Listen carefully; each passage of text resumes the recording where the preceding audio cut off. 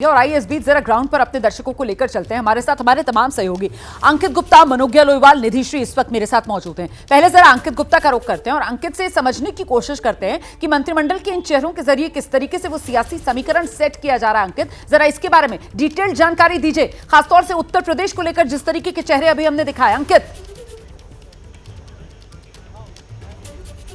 देखिए, उत्तर प्रदेश क्योंकि सबसे बड़ा राज्य है, लेकिन रोमाना हमको यह भी ध्यान रखना होगा कि हरियाणा की बात की जाए या महाराष्ट्र की बात की जाए, जहां पर इस साल के अंत में चुनाव होने, हरियाणा में वैसे तो 10 सीटें हैं, लेकिन वहां से 3 जो है लोगों को मंत्री पद मिल रहा है। किसको कैबिनेट मिलेगा, किसको एमओएस मिलेगा, वो तो देखना दिलचस्प होगा, लेकिन 3 मंत्री बन रहे हैं। इसी तरीके से महाराष्ट्र की बात की जाए तो महाराष्ट्र में भी जो है 6 से 7 जो मंत्री बनाए जा रहे हैं। लेकिन इस सबके बीच में एक जानकारी आ रही है मेरे पास में, वो मैं जरूर साझा करना चाहूंगा कि किसको किसको कैबिनेट मंत्री बनाया जा सकता है, जो आपने स्टार्टिंग में सवाल उठाया था। तो अब तक जैसी जानकारी मिली है, रक्षा मंत्री राजनाथ सिंह, अब उनका क्या पोर्टफोलियो होगा, क्या वही रहेगा, बदला जाएगा? अमित शाह, उसके अलावा निर्मला सीतारमण कैबिनेट में आएंगी, एस जयशंकर का नाम आ रहा है, धर्मेंद्र प्रधान का नाम आ रहा है, उसके अलावा जो हरियाणा के पूर्व मुख्यमंत्री है मनोहर लाल खट्टर, उनको कैबिनेट मंत्री बनाया जा सकता है। इसके अलावा जेडीएस के कुमारस्वामी, उनको कैबिनेट मंत्री का प्रोफाइल मिल सकता है। शिवराज सिंह चौहान, उनको कैबिनेट मंत्री बनाया जा सकता है। इसके अलावा नितिन गडकरी, उनको कैबिनेट मंत्री बनाया जा सकता है। जीतन राम मांझी को कैबिनेट मंत्री का प्रोफाइल मिल सकता है।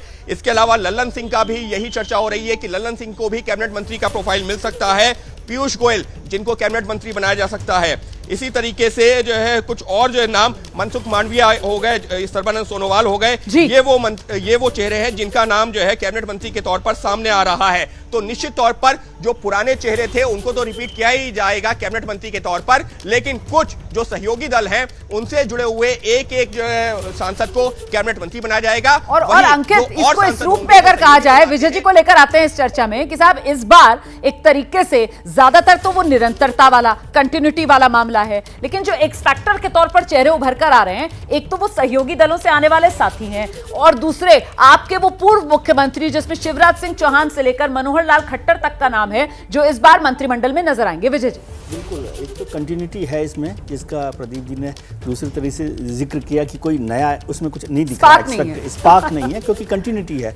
और जैसे अभी अंकित भी जिक्र कर रहे थे, तो वो पिछली सरकार में जितने कैबिनेट मंत्री थे वो तो कैबिनेट मंत्री बनेंगे ही, जाहिर है उनको तो एमओएस नहीं बना सकते। और जो मुख्यमंत्री रहे हैं, पूर्व मुख्यमंत्री, चाहे वो कुमारस्वामी हो, जीतन राम मांझी हो, शिवराज जी हो, और तमाम मनोहर लाल खट्टर हो, वो सब भी कैबिनेट मिनिस्टर बनेंगे, क्योंकि कैबिनेट रैंक से कम उनको नहीं मिल सकती। जो नए चेहरे आ रहे हैं वो गठबंधन के सहयोगी दलों के हैं, उसमें प्रधानमंत्री या भारतीय जनता पार्टी के पास कोई चॉइस नहीं है।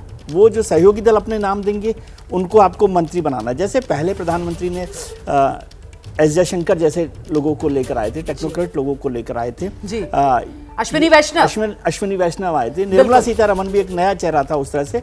वो जो एक एक्सपेरिमेंट था वो यहाँ नहीं दिखाई दे रहा, शायद उसकी गुंजाइश इस बार कम नजर आती है। गुंजाइश शायद एक रिस्क फैक्टर को थोड़ा सा कम किया गया, क्योंकि जो 60 सीटें भारतीय जनता पार्टी की खुद की कम हुई, उससे भी एक दबाव सरकार पर दिखाई देता है कि कंटिन्यूटी के साथ अभी फिलहाल ये काम किया जाए। और इस सरकार, और जब आपके पास बहुमत नहीं है तो बेहतर है कि एक बिना रिस्क के साथ। एक चीज जोड़ना चाहते हैं जी सर, किस तरह से आपने तय किया, जो परफॉर्मेंस जो है वो शिवराज सिंह चौहान की थी, उसको देखिए, मनोहर लाल खट्टर को देखिए। खट्टर ने आपकी सरकार को, पार्टी को डुबोने का काम किया। एंटी इनकम्बेंसी इतनी बड़ी है, आपको उनको मुख्यमंत्री पद से हटाना पड़ा। इसलिए शिवराज सिंह चौहान को इसलिए नहीं हटाया। जरा सुन लेते हैं क्या कह रहे हैं मनसुख मांडविया।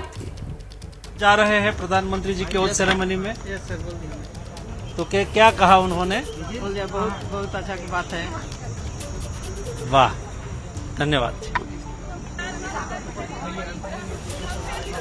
वाह और धन्यवाद ही समझ में आ पाया मनसुख मांडविया का। मनसुख मांडविया भी उन चेहरों में शामिल हैं जो प्रधानमंत्री नरेंद्र मोदी के आवास पर आज सुबह चाय पर चर्चा के बाद प्रधानमंत्री नरेंद्र मोदी जो 100 दिन का रोड मैप बता रहे थे, वहां पर मौजूद थे।